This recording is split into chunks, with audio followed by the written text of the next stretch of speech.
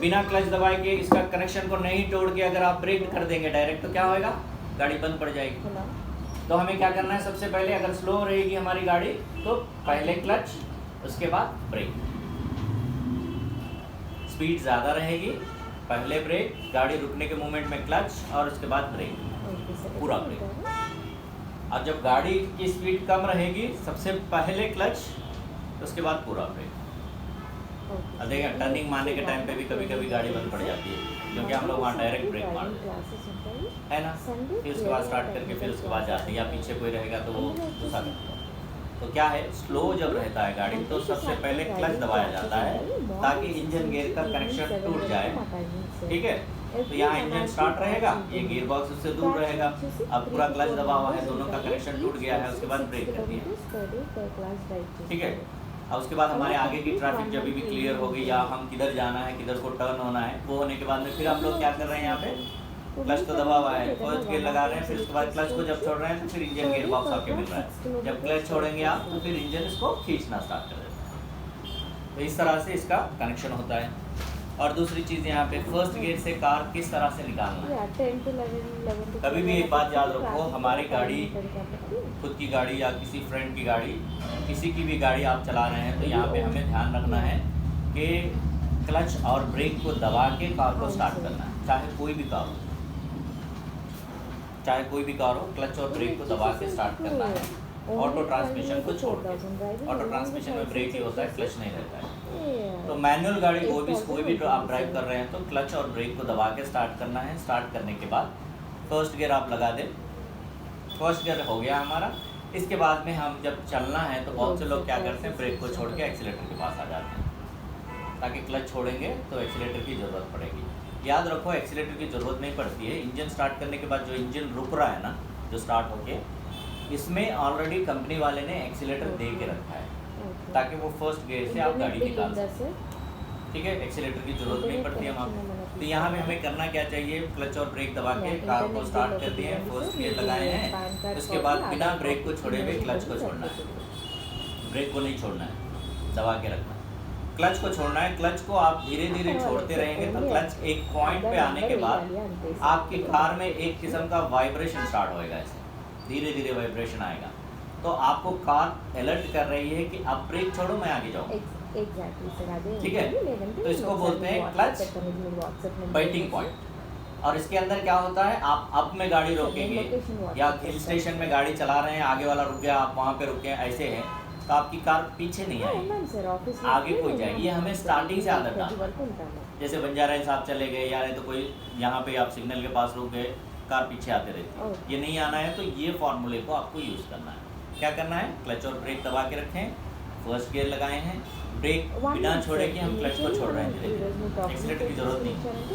Break एक clutch एक point पे आने के बाद में कार में एक वाइब्रेशन ऐसे स्टार्ट होएगा तो आपको अलर्ट कर रहा है कि आप ब्रेक छोड़ो, मैं आगे जाऊँ, ठीक है। तो क्लच को वहीं पे रोकना है, ना दबाना है ना छोड़ना है, जहाँ पे वाइब्रेशन स्टार्ट हुआ है, ठीक है।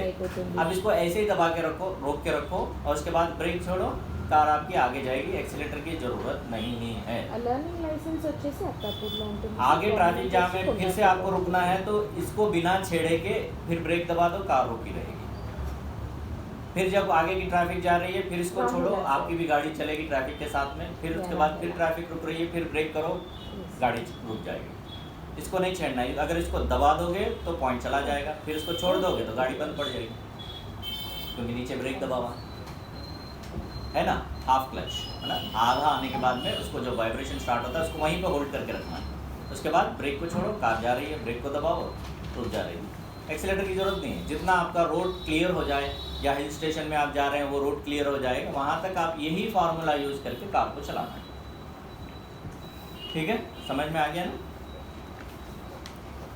अब यहाँ पे ऑटो ट्रांसमिशन है। ऑटो ट्रांसमिशन में आप देखेंगे, याद रख लो, एक्सीलेटर को जैसे यूज़ कर रहे हैं उसी तरह से ब्रेक को यूज़ करना है, धड़ेल से नहीं दबाना है क्लच के जैसा, ठीक है। यहाँ पे हम स्पीड को बढ़ाने के लिए यूज़ कर रहे हैं, यहाँ पे स्पीड को कम करने के लिए यूज़ कर रहे हैं। और यहाँ क्लच जो है हमें क्या करता है, ब्रेक मारने से पहले, अगर आपकी स्पीड ज़्यादा है, ब्रेक मारने से पहले रोकने से पहले ब्रेक, उसके बाद क्लच रहेगा, ठीक है। स्पीड ज़्यादा रहेगी अगर आपकी स्पीड कम रहेगी तो पहले क्लच उसके बाद ब्रेक रहेगा। ठीक है, टू व्हीलर चलाने वालों को आदत रहेगी गियर की गाड़ी जो चलाते हैं, अगर गियर में रहने के टाइम पे क्लच दबा देंगे तो गाड़ी का कंट्रोल चला जाता है, बहुत फ्री हो जाती है गाड़ी, ऐसे ऐसे आपका कंट्रोल नहीं चला जाता, फिर उसके बाद गिर जाते हैं। इसी तरह से भी कार भी जो है ना, जब क्लच दबा देते हैं, हम स्पीड ज़्यादा रहती है, क्लच दबा देते हैं तो कंट्रोल फ्री हो जाती है, क्योंकि गियर से इंजन का कनेक्शन जो रहता है वो टूट जाता है क्लच दबाते ही, और गाड़ी अपने आप वो अपना कंट्रोल लेके चली जाती है, उसके बाद में ठुक जाती है गाड़ी। तो स्पीड ज़्यादा है, पहले ब्रेक, उसके बाद गाड़ी रुकने के मूवमेंट में क्लच। अगर व्हीकल की स्पीड कम है तो पहले क्लच, उसके बाद ब्रेक। ठीक है, ये चीज़ का ध्यान रखना है। अब यहाँ पे आ रहा है ऑटो ट्रांसमिशन। ऑटो ट्रांसमिशन में 2 ही पैडल होते हैं।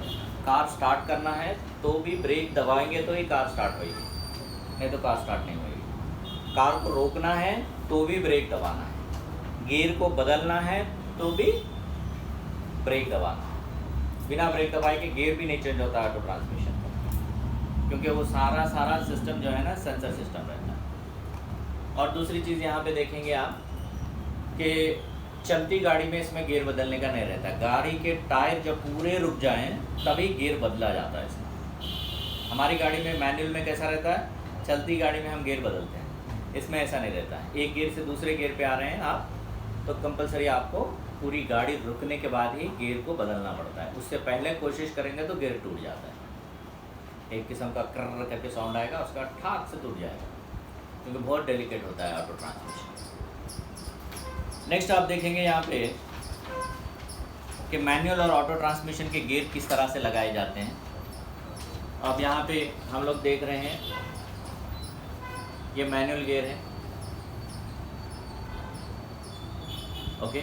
ऑटो ट्रांसमिशन इस तरह से होता है, इसमें होता है आपको पार्किंग, उसके बाद होता है डी ड्राइव, न्यूट्रल और रिवर्स। और थोड़ी गाड़ियों में जो है ना यहाँ पे इस तरह से एल देता है, लॉन्ग टर्म। अब यहाँ पे मैनुअल के पास हम लोग आएंगे, हम लोग मैनुअल ड्राइव कर रहे हैं तो बहुत से लोग को गाड़ी चलाने के टाइम पे एक दिक्कत आ जाती है, गियर बदलने के टाइम पे चलाने वाली गाड़ी को रोड को छोड़ के ऐसे देखना स्टार्ट कर देते हैं यहाँ, है ना। तो यहाँ किस लिए देख रहे हैं हम लोग, किस सीरियल देख रहे हैं, कौन से गियर में है, कौन से गियर में है उसको कैसे भी बदलना है ना, तो देखने की ज़रूरत नहीं है हमें। देख के क्या करोगे, कौन से गियर में है उसको तो बदलना ही है हमें, है ना। तो यहाँ हम इसलिए देख रहे हैं कि न्यूट्रल किधर होता है ना, कौन से गियर में है नहीं देख रहे हैं, न्यूट्रल किस तरफ को होएगा वो देख रहे हैं, है ना। आप यहाँ देखेंगे ये एक मैनुअल ट्रांसमिशन का गियर बॉक्स है। अब आप देखेंगे यहाँ पे एक गियर लीवर को इस तरह करके मैं छोड़ूंगा तो ये सेंटर आ जाता है, इस तरफ दबा के मैं छोड़ रहा हूँ तो ये सेंटर आ गया, ठीक है। और इस तरफ दबा के छोड़ रहा हूँ तो सेंटर आ गया। तो इसका ऑलवेज प्लेस रहता है सेंटर, कहाँ, 3rd and 4th के ऑपोजिट। आप कोई भी गियर से इसको न्यूट्रल करोगे तो दौड़ के वो अपनी जगह पे आके ठहर जाएगा, और वहाँ से हम किधर जाना है वो हम देख लेना है, ठीक है। अब यहाँ पे देख रहे हैं सबसे ज़्यादा क्या है, अब हम कार चला रहे हैं, ड्राइवर साहब आपको बोलेंगे, इंस्ट्रक्टर बोलेंगे मैडम गाड़ी स्लो हो गई, सर गाड़ी स्लो हो गई, तो आप सेकंड गियर लगाओ, गियर तो वो बता देते हैं आपको कौन सा गियर लगाना है।